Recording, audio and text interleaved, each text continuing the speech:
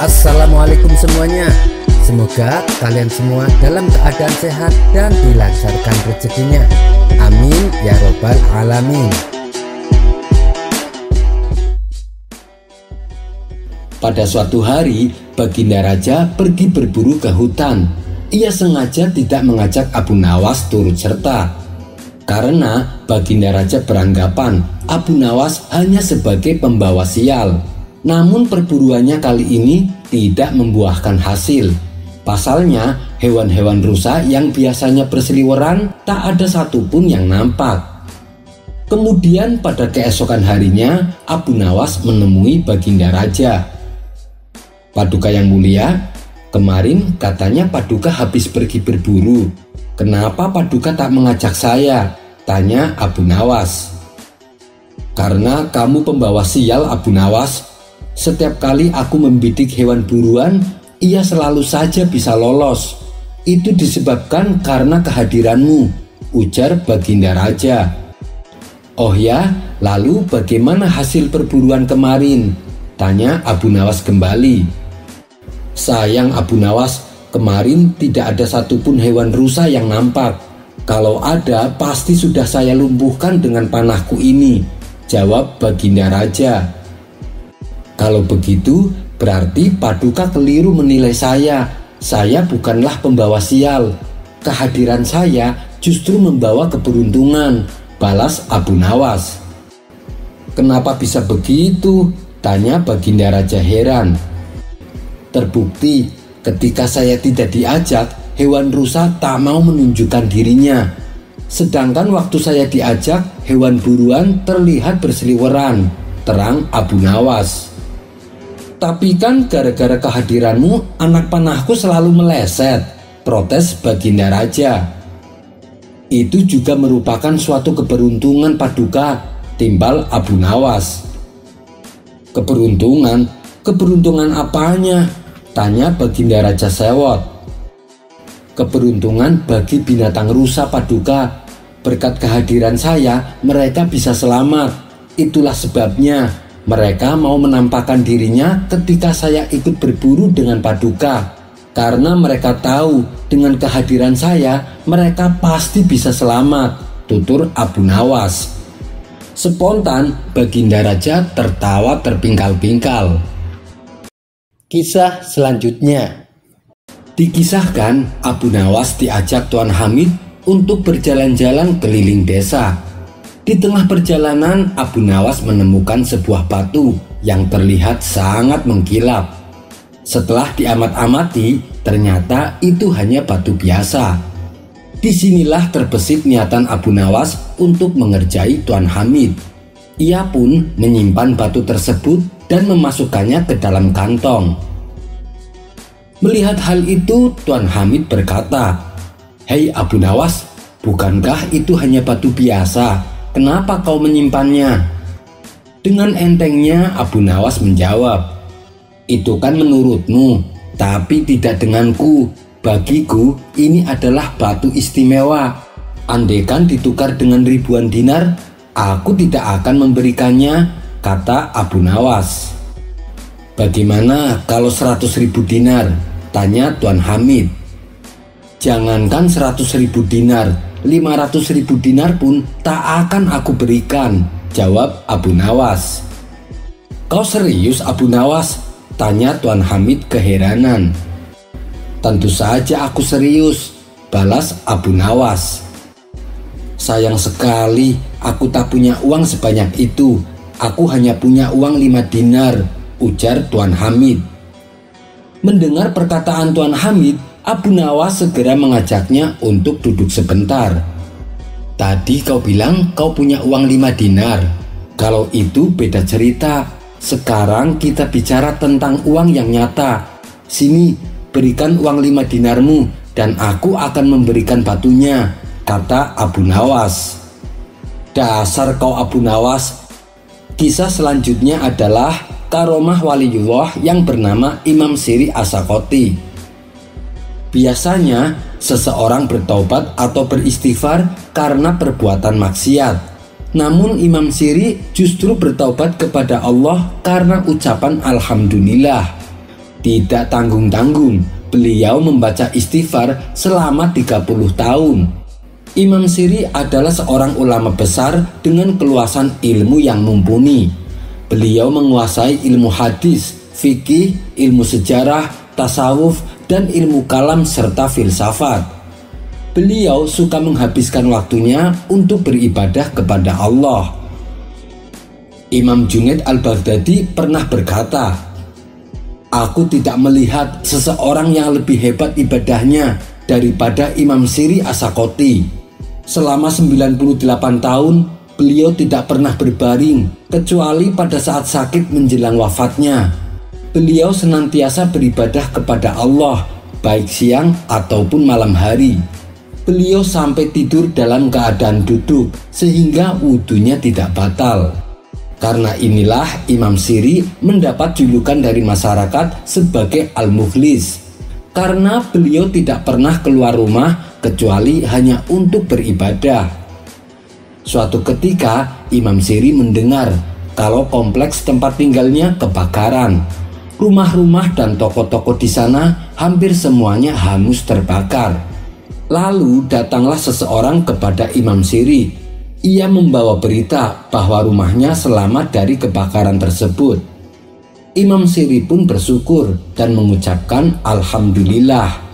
Setelah itu beliau kemudian merenung dan berpikir, seharusnya saya ikut bersedih atas apa yang menimpa dengan saudara-saudara yang seiman dengan saya. Tidak adakah sedikit perasaan sedih di hatimu atas musibah yang menimpa banyak orang? Kata Imam Siri dalam hati.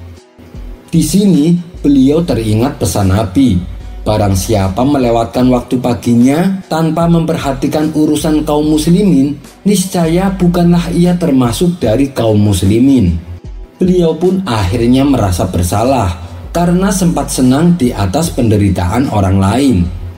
Beliau kemudian beristighfar kepada Allah selama 30 tahun lamanya. Tak hanya istighfar, harta bendanya yang tersisa dikeluarkan dan dibagikan kepada masyarakat yang terkena musibah, terutama untuk anak yatim dan fakir miskin. Itulah sekelumit kisah Imam Siri yang syarat dengan hikmah dan pelajaran. Semoga bermanfaat. Kisah selanjutnya adalah Abu Nawas dan pemuda yang malas. Dikisahkan Abu Nawas mempunyai sahabat yang bernama Saudagar Hasan. Saudagar Hasan ini seorang kaya raya. Ia menetap di kampung sebelah bersama putra sematawayangnya. Seiring berjalannya waktu, Saudagar Hasan jatuh sakit. Karena penyakit yang dideritanya tak bisa disembuhkan, ia pun akhirnya meninggal dunia. Kini tinggallah anak putranya yang mewarisi seluruh kekayaan Saudagar Hasan. Anaknya ini merupakan pemuda yang malas dan suka hura-hura. Sehingga dalam kurun waktu setahun, warisan dari ayahnya sudah ludes. Sekarang jangankan untuk berfoya-foya, untuk makan sehari-hari saja ia tak punya uang. Kian hari kondisinya kian mengenaskan akibat selalu menahan rasa lapar. Tiba-tiba ia teringat sosok Abu Nawas yang merupakan sahabat mendiang ayahnya. Ia pun akhirnya memutuskan untuk menemuinya. Setelah menempuh perjalanan lumayan jauh, sampailah ia di rumah Abu Nawas. Melihat ada pemuda dengan penampilan kusut dan kumal, Abu Nawas lalu bertanya kepadanya, "Wahai anak muda, siapa kamu? Dan ada perlu apa datang kemari?" Pemuda itu menjawab, "Saya anaknya Saudagar Hasan, Tuan Abu. Saya lapar sekali, beberapa hari ini saya belum makan." Seketika Abu Nawas langsung mendekapnya dan mengajaknya masuk ke dalam. Setelah si pemuda diberi makan dan minum, Abu Nawas kembali bertanya, "Apa yang terjadi denganmu? Kenapa kamu bisa jadi seperti ini?" Si pemuda lalu menceritakan kisahnya. "Sepeninggalan ayah, aku selalu hidup berfoya-foya. Harta warisan ayah sudah habis akibat perilaku saya," kata si pemuda. "Kenapa kau tidak bekerja? Dengan begitu kamu bisa mencukupi kebutuhanmu. tutur Abu Nawas. "Dari kecil saya tidak pernah diajari bekerja, Tuan Abu, jadi saya tidak tahu bagaimana caranya," balas si pemuda. Sejenak Abu Nawas terdiam. Setelah merenung agak lama, ia akhirnya menemukan solusi untuk mengatasi masalah si pemuda. "Bagaimana dengan pekarangan rumahmu? Apakah sudah dijual?" tanya Abu Nawas. "Belum, Tuan Abu, hanya itu yang tersisa," jawab si pemuda. "Bagus, sebab ayahmu dulu pernah memberitahu aku kalau di pekarangan rumahnya tersimpan harta karun. Gali tanah itu untuk menemukannya," perintah Abu Nawas.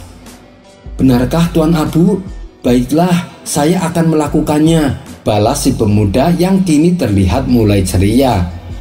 Singkat cerita, si pemuda lalu menggali tanah pekarangan yang berada di belakang rumahnya. Tapi setelah semua tanah tercangkul, ia tidak mendapati harta karun yang dicarinya. Ia pun mengadukannya kepada Abu Nawas. "Ya sudah, daripada usahamu sia-sia, kenapa tidak kau tanami dengan buah-buahan?" saran Abu Nawas. Si pemuda menuruti saran tersebut, dan dalam beberapa bulan kemudian, tanah pekarangan yang tadinya gersang kini terdapat banyak pepohonan yang penuh dengan buah-buahan.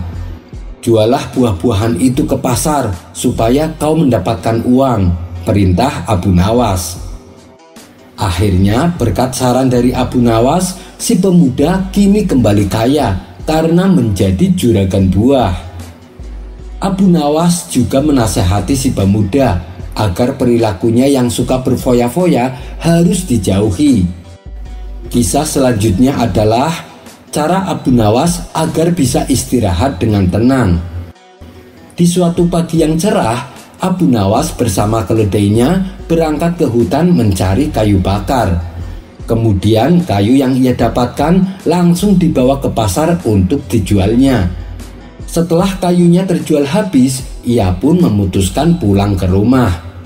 Namun saat ia hendak istirahat, anak-anaknya tengah asik bermain, yang membuat suasana di dalam rumah menjadi sangat berisik. Padahal kala itu badan Abu Nawas terasa capek dan ingin rasanya tidur sebentar. Tapi karena suasananya begitu gaduh dan berisik, membuat Abu Nawas terganggu. Apabila ia memarahi anak-anaknya, itu tidak mungkin, karena walau bagaimanapun mereka masih kecil dan belum nalar. Akhirnya terbesitlah sebuah ide untuk mengatasi masalah ini. "Wahai anak-anak, kemarilah," kata Abu Nawas. Mereka pun segera berlari menghampiri ayahnya. "Saya akan mengadakan lomba untuk kalian. Apakah kalian berminat?" tanya Abu Nawas. Anak-anak dengan antusias menjawab, "Kami siap, ayah. Lomba apa yang akan ayah berikan?" tanya mereka. "Lombanya adalah melukis ayah yang sedang tidur. Saya beri kalian waktu 2 jam untuk menyelesaikannya. Tapi ada syaratnya, kalian tidak boleh ada yang berisik," jelas Abu Nawas. Anak-anak pun segera menyiapkan kertas dan pensil. Sementara Abu Nawas langsung merebahkan tubuhnya di atas tempat tidur. Akhirnya dengan cara ini Abu Nawas bisa beristirahat tanpa ada gangguan suara teriakan anak-anaknya. Kisah ini mengajarkan kepada kita bahwa untuk mengatasi masalah tidak harus menggunakan kekerasan. Kisah selanjutnya. Saat kota Baghdad sedang dilanda musim paceklik, semua harga kebutuhan pokok menjadi naik, terutama harga madu. Harga madu sangat mahal kala itu, untuk mendapatkannya juga sulit. Maka tidak semua orang bisa beruntung menikmati madu. Suatu kali, tetangga Abu Nawas yang bernama Tuan Hamid mendapat kiriman madu dari sahabatnya yang tinggal di negeri seberang. Sebenarnya ia ingin sekali menikmati madu kiriman sahabatnya itu. Namun sayangnya, ia harus segera berangkat keluar kota pada hari itu juga. Menikmati madu sambil terburu-buru tentu akan hilang kenikmatannya. Apa boleh buat, ia harus menundanya dulu. Namun Tuan Hamid bingung di mana harus menyimpan madunya, sebab rumahnya akan kosong selama dia pergi. Aku takut madu ini akan dicuri orang. Madu mahal seperti ini pasti banyak yang akan mengincarnya, ujar Tuan Hamid. Tuan Hamid juga tidak mungkin membawa serta madunya saat bepergian, sebab perjalanannya cukup jauh. Bisa saja madunya terjatuh atau di tengah jalan ia dirampok oleh orang jahat. Kenapa aku tidak minta tolong saja kepada Abu Nawas, pikir Tuan Hamid. Ia pun pergi ke rumah Abu Nawas untuk menitipkan botol madu kepadanya. Ternyata sesampainya di rumah Abu Nawas, rumahnya terlihat sepi, tidak ada orang sama sekali. Tuan Hamid pun kembali menjadi bingung. Kepada siapa lagi ia akan menitipkan madunya. Saat ia hendak pulang ke rumah, di tengah jalan ia berpapasan dengan Abu Jahil. "Dari mana Tuan Hamid? Kenapa terlihat kebingungan?" tanya Abu Jahil. "Aku hendak menitipkan madu sama Abu Nawas, tapi rumahnya tidak ada orang," jawab Tuan Hamid. "Memangnya Anda mau kemana? Kenapa sampai ingin menitipkan madu?" tanya Abu Jahil kembali. "Hari ini juga saya akan pergi keluar kota. Saya ada urusan penting yang tidak bisa ditunda," jawab Tuan Hamid. "Kenapa tidak dititipkan sama aku saja? Aku akan menjaganya dengan baik," tawar Abu Jahil. "Benarkah? Apa kamu tidak keberatan?" tanya Tuan Hamid. "Ya tidaklah, hanya menjaga sebotol madu, masa keberatan?" ujar Abu Jahil. Tuan Hamid lalu memberikan botol madunya kepada Abu Jahil. "Beres sudah, sekarang aku tak perlu khawatir dengan sebotol maduku," pikir Tuan Hamid. Maka berangkatlah Tuan Hamid keluar kota dengan perasaan tenang. Setelah 2 bulan berlalu, Tuan Hamid pun pulang. Ia langsung menuju rumah Abu Jahil untuk mengambil madu titipannya. "Anda sudah pulang Tuan Hamid? Anda pasti mau mengambil madu. Ini masih utuh seperti saat Anda menitipkannya," ucap Abu Jahil. "Terima kasih Abu Jahil, kamu sungguh baik sekali. Sebagai rasa terima kasihku, silahkan ambil setengah isinya," tawar Tuan Hamid. Namun Abu Jahil menolaknya. "Tidak usah, aku tak bisa menerimanya. Lagi pula apa susahnya sekedar menjaga titipan sebotol madu," balas Abu Jahil. "Kalau begitu, sekali lagi saya ucapkan terima kasih Abu Jahil," tutur Tuan Hamid. Ia pun lalu pamit pulang kepada Abu Jahil. Sesampainya di rumah, Tuan Hamid bermaksud untuk meminum madunya. Setelah pulang dari perjalanan jauh, minum madu tentu sangat membantu mengurangi lelah. Namun saat ia meminumnya, rasanya menjadi seperti air gula. Mungkin Abu Jahil keliru mengambil botol madunya, pikir Tuan Hamid dalam hati. Esok harinya, Tuan Hamid kembali mendatangi rumah Abu Jahil. "Maaf Abu Jahil, apakah botol maduku tertukar dengan botol air gula milikmu?" tanya Tuan Hamid. "Tidak, botol itu tidak tertukar. Selama disimpan di dapur, sama sekali aku tidak pernah menyentuhnya. Apalagi sampai aku tukar botolnya." "Anda jangan memfitnah aku Tuan Hamid," bantah Abu Jahil. "Tapi bagaimana bisa botol maduku berubah isinya menjadi air gula?" tanya Tuan Hamid curiga. Akhirnya terjadilah pertengkaran. Baik Tuan Hamid maupun Abu Jahil sama-sama tidak ada yang mau mengalah. Pertengkaran keduanya pun mengundang perhatian para tetangga, hingga datanglah Abu Nawas untuk melerai. "Coba kalian berdua ceritakan padaku, apa masalahnya?" pinta Abu Nawas. Tuan Hamid lalu mengadukan tentang perbuatan Abu Jahil. Sementara Abu Jahil bertahan pada pendiriannya bahwa dirinya tidak pernah menukar botol madu. "Baiklah, kalau kalian berdua tidak ada yang mau mengaku, saya punya cara untuk mengetahui siapa di antara kalian yang berbohong," ujar Abu Nawas. "Abu Jahil, apakah di rumahmu ada anak kecil?" tanya Abu Nawas. "Ada, dia anak pelayan saya," jawab Abu Jahil. segera panggil anak kecil itu kemari, perintah Abu Nawas. Maka dipanggillah anak kecil tersebut untuk menghadap Abu Nawas. Hai anak kecil yang pintar, aku mau mengajukan satu pertanyaan. Apa yang kau ketahui tentang botol madu yang disimpan di dapur majikanmu? Tanya Abu Nawas. Dengan polosnya anak kecil itu menjawab, oh soal itu, aku pernah disuruh majikanku untuk menukar isinya dengan air gula. Seketika pucatlah wajah Abu Jahil. Ia lupa kenapa harus menyuruh anak kecil. Sebab anak kecil apabila ditanya pasti akan berkata polos, jujur apa adanya. Abu Jahil, lagi-lagi kamu membuat ulah. Sekarang kembalikan madunya, bentak Abu Nawas. Kisah selanjutnya. Diceritakan ada seorang pemuda alim dan warok. Pemuda itu bernama Syekh Muhammad bin Humair. Waktu siangnya ia pergunakan untuk berpuasa, sedangkan waktu malamnya ia pergunakan untuk sholat malam. Suatu ketika Syekh Humair ini pergi ke hutan untuk berburu.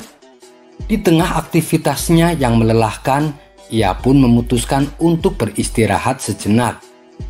Tak berselang lama, tiba-tiba datang seekor ular yang terlihat ketakutan. Ular tersebut menghampiri Syekh Humair untuk meminta pertolongan. Wahai Muhammad bin Humair, selamatkanlah saya. Niscaya engkau akan diselamatkan juga oleh Allah, kata si ular memohon. Menyelamatkanmu dari siapa? Tanya Syekh Humair keheranan. Dari musuh saya, jawab si ular. Lalu di mana musuhmu? Tanya Syekh Humair kembali. Ada di belakang saya, dia sedang mengejar saya, jawab si ular. Dari golongan umat siapakah engkau wahai ular? Tanya Syekh Humair. Saya dari golongan umat Muhammad, jawab si ular.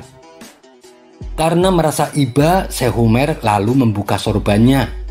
Ia pun menyuruh si ular untuk bersembunyi di balik sorban yang ia pakai. Masuklah ke dalam sorbanku ini, kata Syekh Humair. Tetapi si ular menolaknya. Percuma saja wahai Humair, musuhku pasti dapat melihatku dan memangsaku, timpal si ular. Lalu dengan cara apa supaya aku bisa menolongmu? Tanya Syekh Humair. Jika engkau ingin benar-benar menolongku, bukalah mulutmu dan izinkan aku masuk untuk bersembunyi di dalamnya, pinta si ular. Permintaan ular ini tentu membuat Syekh Humair khawatir dengan keselamatan dirinya. Aku tidak mau, aku takut kamu akan membunuhku, ujar Syekh Humair. Demi Allah, aku tidak akan membunuhmu, kata si ular berjanji. Akhirnya Syekh Humair membuka mulutnya dan mengizinkan ular tersebut masuk ke dalamnya. Setelah si ular bersembunyi di dalam tubuh Syekh Humair, tidak berapa lama kemudian datang seorang pemuda menghampirinya. Wahai tuan, apakah Anda melihat seekor ular? Tanya pemuda tersebut.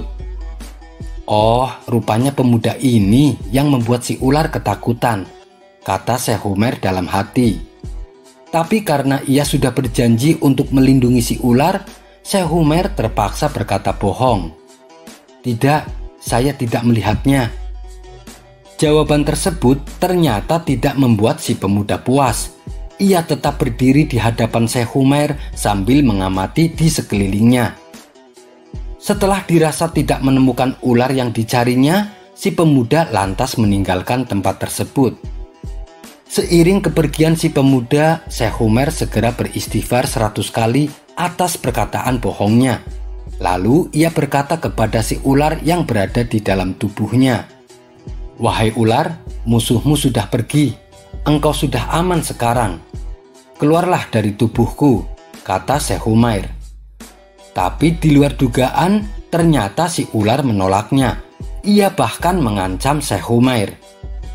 Aku tidak mau keluar dari tubuhmu. Sekarang aku beri engkau dua pilihan.